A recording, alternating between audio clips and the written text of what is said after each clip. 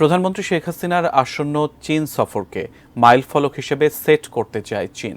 ঢাকা সফরে এই বার্তা দিয়ে গেলেন চীনা কমিউনিস্ট পার্টির আন্তর্জাতিক বিভাগের মন্ত্রী Liu জিয়ানশাও।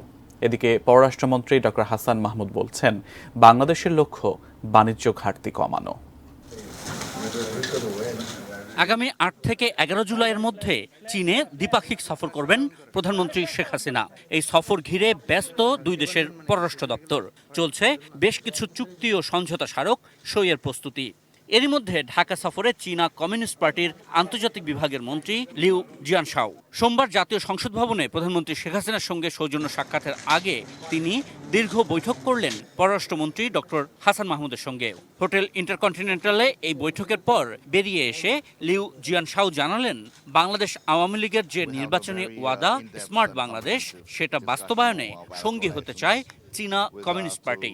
We are very much looking forward to the visit by the Honorable Prime Minister to China in about 2 weeks' time.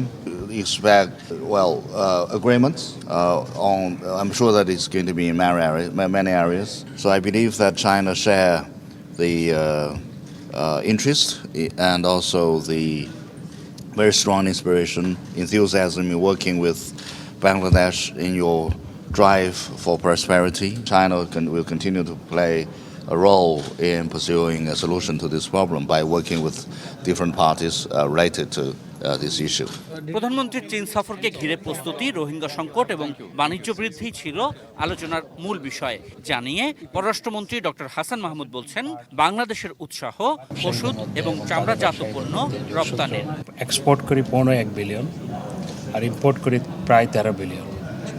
Trade gap কমানোর বিষয়ে আলোচনা করেছি। বলেছি, দেখুন, আমাদের pharmaceutical industry, we are exporting to US market, EU market, Japan, Australia, Singapore. আমরা সেখানে আমাদের ওষুধ রপ্তানি করছি। তোমাদের দেশে আমাদের ওষুধ নিয়ে যাও।